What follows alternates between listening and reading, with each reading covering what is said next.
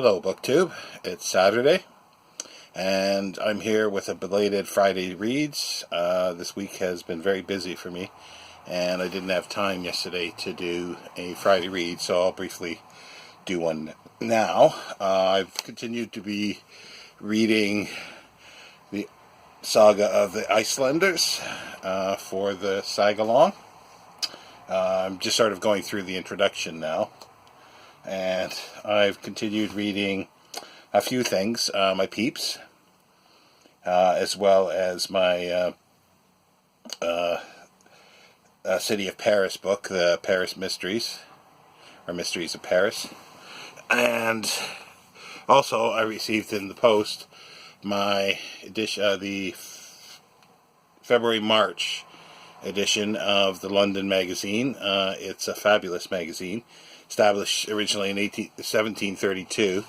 It's a collection of essays, some poetry, some fiction, art, just a smorgasbord of everything. Reviews as well for books, and it's just fabulous. And it's something I've only started last year subscribing to. I had occasionally purchased individual volumes, but it's something I think I'm going to continue to subscribe to forever, as far as I am concerned, because it's well worth it. It's one of my favorites. But yeah, that's pretty well what I've been doing. I haven't had a whole lot of time to read, but trying to squeeze it in here or there. But I am behind with everything, as usual. But today, I have some used books to show you. I went out again, so that means a visit to the bookshop, and mostly bargain books. A whole bunch of new stuff was put out, or new bargain books, and again they're all like £1 to £2. Most of these I think are actually £1-pounders, and this was just on a whim for £1. It's the Grand Days of Travel, Charles Owen. It's published by Windward, Webb and Bauer. It's got a price in it, so it might have been actually properly published, rather than, when I say properly published, I mean not specifically for a remainder market. And it doesn't have the look of that. So it looks like it probably was done properly, but it's just, yeah, it's got a lot of posters, travel posters, and colored items, and it looks quite interesting, for the amount of money and, pleasure I'll get just even sitting down. Just if all I did was flip through and look at the photos and pictures, I think I'd be hard pressed to spend £1 for that much pleasure anywhere else. I doubt it's something that I will keep in the end. It won't be something that I'll keep for my collection, but well, who knows? Maybe the text is very good. I'll have to see.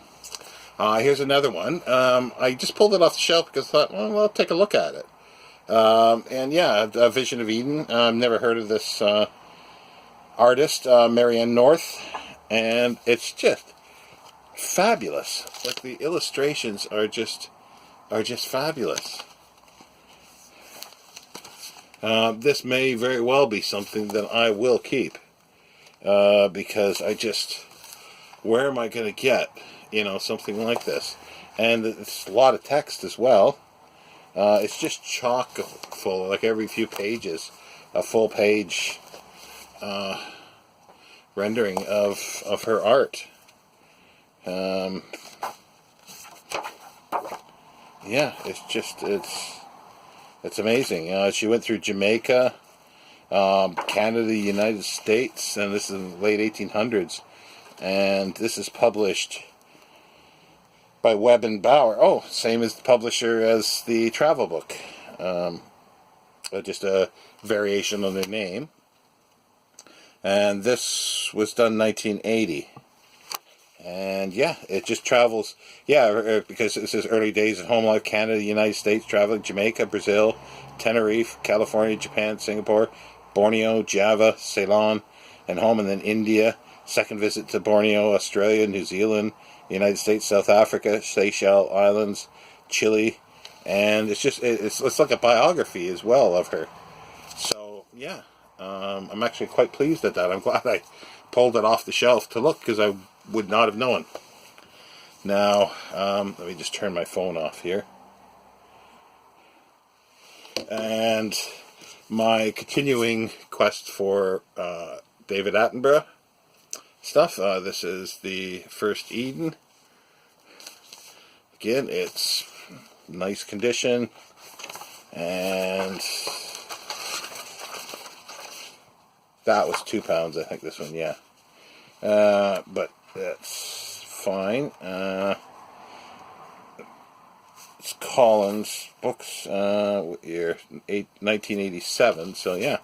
So that's another one to add to it. This I used to have when I lived in Canada. It's a fabulous book. It's very short, but it's sort of just the romance of archaeology, basically. It's 9 archaeological journeys of romance and discovery. It's got everybody, Belzoni in here, if anybody's familiar with Giovanni Belzoni. I love it in his diaries. He wasn't an archaeologist, let's put it that way, because he would use dynamite to blow open Egyptian tombs. But his descriptions of sort of going through a tunnel and just sort of ripping apart, mummified corpses, it's staggering. And I remember Mark Richardson having, I think White Star have put out a nice little series of diaries and exploration diaries, and I'm pretty sure he showed us a Belzoni one. I no longer have a Belzoni diaries, which I may look up the White Star one to see, especially if it's unabridged. But this is a BBC Books, published in 1987. It's supposed to have accompanied a series. However, I've never seen it. So since I've got the book now, I'm going to try to search that out. But yeah, it's got Belzoni in Egypt, and it talks about Petra, all over pyramids in South America. What is it? What's their names? Alfred Maudsley. Just all sorts of the big explorers of the time, and it's fabulous. It's well illustrated, mostly drawings. It does have photograph. That's the Great Ruins of Zimbabwe. But yeah, no, it's just a fabulous one. I'm glad to have picked that one up again. This one I actually have, however. I think it's a book club edition that I have. This is not. This is a full edition. Actually, it might be a reprint. It says Guild Publishing. Oh no, it is. It's Guild Publishing. Yeah, it's a book club edition. However, the one I've got has a tatty dust jacket, so this is easily a replacement for it. And some other ones I bought for a friend who's away, but these are the Thames and Hudson's World Art Library, and I just have a stack of them here that were on the bargain shelf. And then we go into some fiction, a lot of hardcover fiction, modern fiction, a lot of names that I'm aware of, but I bought a couple things. I'm not that big into reading sort of contemporary fiction. There's a few things that somebody has read that I know that is really like something, and I might take a look at it. Like, for instance, this one here, Aaron Adiga. I think I have another book of his that I picked up as well. I've not read anything by him, but again, for £1, that's nice condition. I'm happy with that. And if I don't keep it, I don't keep it. It's not a big loss. And I cannot pass up P.G. Wodehouse in hardcover. I have beside me, as you can see right there, this whole cabinet is full of all the Everyman Library Woodhouse, the complete collection of 98 or 99 volumes. This is they call it an autographed edition of Woodhouse, and I guess they put out the whole series according to that. It's Hutchinson, and these are Smith with a silent P, journalist, and Smith in the city. And again, as I say, I couldn't pass up. I used to have smaller editions. They called it the autograph. Yeah, this one's the new autograph one. And I remember, I was talking about used booksellers before. I remember a bookseller advertising the older autographed ones. They were smaller volumes, kind of plain. And he was trying to sell them as signed copies.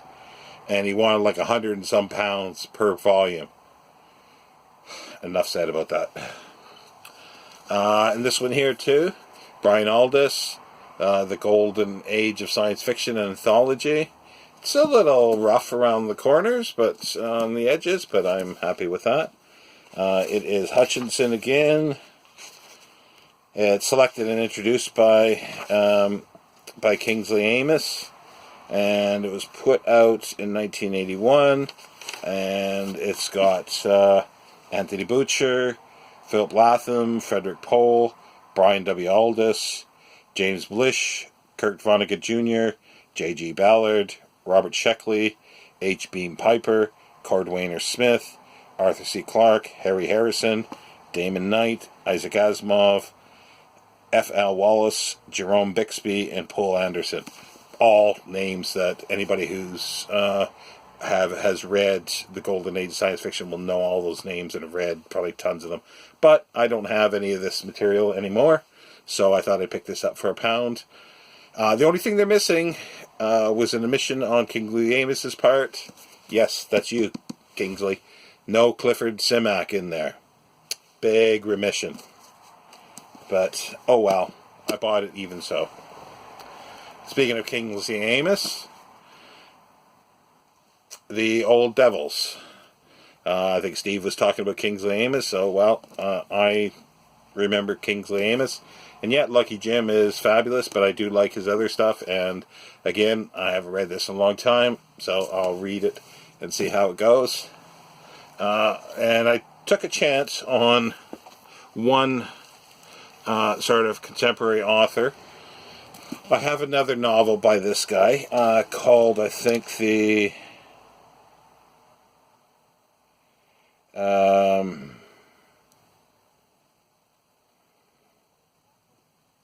I don't see it listed in here, so I might be thinking of a different author. But anyway, I thought I'd try that. They had multiple copies of this, and it's in good enough shape that I give it a try. It may not be the author that I thought it was. Now, another one here. A little bio of Dan Leno. He was I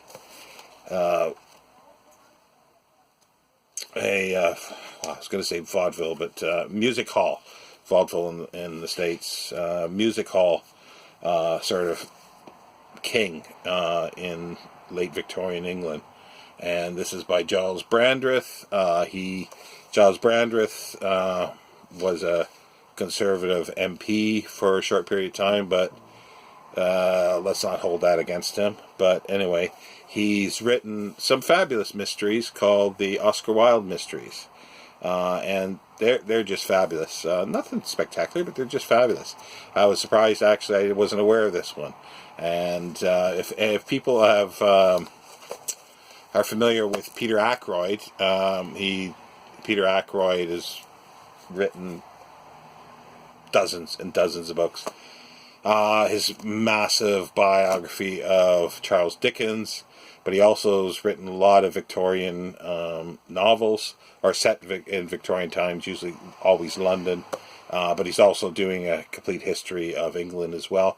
But getting back to his novels, he's I'm trying to remember what the name of the novel is, which I haven't read, but the Limehouse Golem was the film that it was based on with Bill Nighy. Fabulous film. It's really, really good. It's enjoyable. But Peter Ackroyd did the novel for it, and Dan Leno is a big part in the book, and I'm assuming in the book as he is in the film. So, but this being, I'm interested in music hall, so I thought that would be a nice little introduction, and again, can't pass it up for a pound. Now, going to, there's another one here. It's an older one. It's Lunden of Thackeray. It's a little worse for wear, no dust jacket, but it's, let's see here, it's a Grant Richards, 1928, and it's the Lunden of Thackeray, being some account of the haunts of Thackeray's characters, by E. Beresford Chancellor, M.A., F.S.A., F.R. Historical Society. And there's the frontispiece and the title page. It's got a bit of foxing on the edges, but as I say, this is fine. For me, I'm happy with that. Just the usual, that's a popular print that shows up everywhere. Now, getting to, well, I guess I can go through the other ones here. I've bought more of these. I won't go through every single one. I think I showed some of these before. I might do a whole video on them sometime. They're written in pictures, and Collins put them out, but they're sort of ad print. They're produced by a company called Ad Print. They were basically propaganda, as far as I understand, things for in the 40s, like the Second World War. So the printing isn't the best. I don't get even a date on these. But I've got a whole shelf, which I think I've probably got about 60 plus. Yeah, this is 40, no, 44. This one is 1944. And as you can see, there's a whole listing of them on the back, and that's not all of them. And I bought a slew of them, and I only buy them with dust jackets. These were quite nice dust jackets. Yeah, British dogs.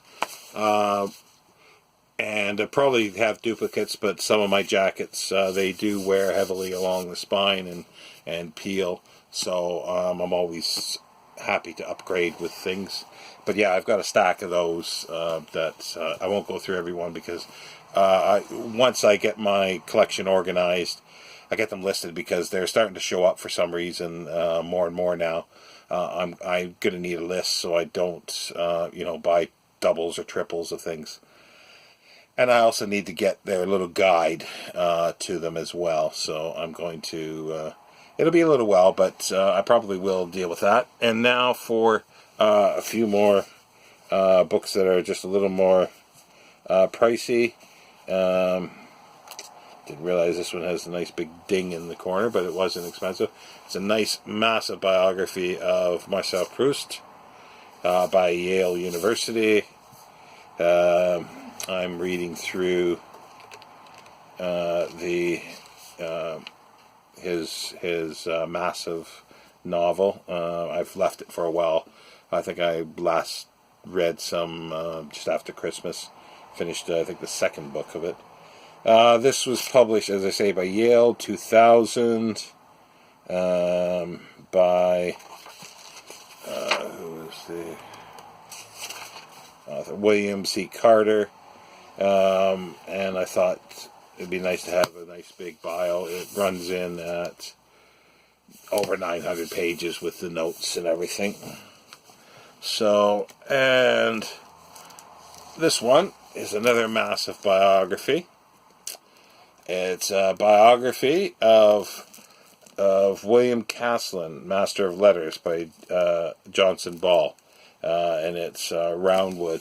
It's a biography of, let's say what it says here, 1693 to 1766, the ancestry, life, and connections of England's foremost letter engraver and type founder, 1973. And there's the gentleman himself, and the title page, and obviously this will go with my books about books.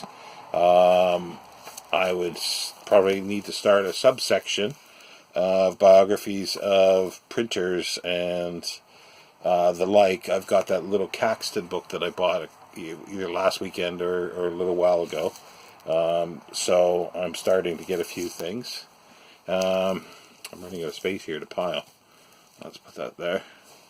The next three, again, are not bargain books, but they might as well be. To me, the price was just ridiculously low.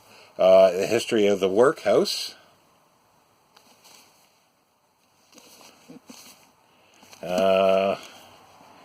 It's a book club edition by Norman Longman. It's a PBS, PBS. It's a book club edition, but it's actually quite nicely made. By Norman Longman, and it's literally a history of the workhouse. It's got an inset of black and white photos, and etchings. And I couldn't pass that up because that'll be a fabulous read. And if you hear a big noise, it means my pile of books have gone flying. Okay, how are we for time? 21 and a half minutes. Okay. Now this was the jacket is quite rough. It's been repaired on the inside sort of poorly, but it is a report on the sanitary condition of the labouring population of Great Britain by Edwin Chadwick, 1842. This is not the 1842 edition, obviously. It's got an ex libris sticker in there, but doesn't have anybody's name on it. It's yellow cloth.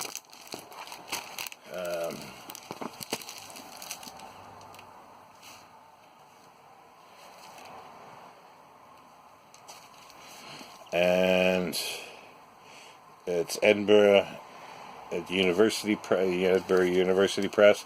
It's a bit of an oblong book, but yeah, it's his report on the sanitary conditions. So that should be quite interesting. And that, I believe, will be a keeper unless I can replace it with a nicer condition, because that's a primary sort of text on the report. Now this one can almost go with my other hanging books that I had, or criminal ones. This is Crime and Punishment in the 18th Century England by Frank McGlynn. And it is Routledge. Title page. Routledge. It's a reprint, originally in 1989, reprinted 2002. And yeah, so again, it's quite academic, as these usually are from Routledge, but it would have been printed without a dust jacket, just a naked hardcover pictorial boards. And that's pretty well it. Yeah, that is actually it, other than the rest of the Thames and Hudson, but they're not for me. And then, yeah, these are just a few more of the ad print ones. Maybe I'll just sort of quickly show them up, lift them up.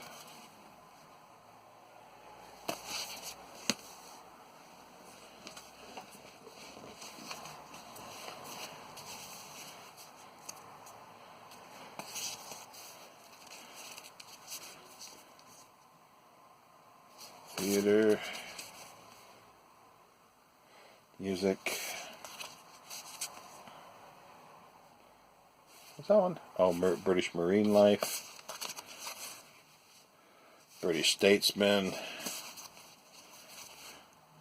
English Social Services, and Women Institutes. That's all the ones I've got today. They had a lot more there, but some of them were without dust jackets. As I say, I tend at this point, because I see them quite often, get them without dust jacket. Don't buy them without dust jackets. But as I say, at some point I will go through that collection and do a little sort of brief synopsis once I learn a little more about them as well. Because my collection is getting big. It's bigger than a shelf now, so I'm going to have to do something with it and at least list them at the very least and get the little guide to them. But anyway, that's it for my book haul and Friday reads. I just plan on continuing to read. Well, as I say, I got the full introduction of the Icelandic sagas to read. I got my Mysteries of Paris to continue to read. My Peeps. I've got several poetry books sort of on the go, reading little bits and pieces of poetry. And I've got a few things coming in the post as well. Something I did get earlier in the week in the post, if I can reach it. Is this sort of completes now my 8 volumes of Auden. I've got the 6 volumes essays and other prose, and there was 2 volumes that were sort of plays and some radio plays and this one, and I thought I'd just pick them up to complete the collection basically. It keeps saying that Princeton has put out a poems, but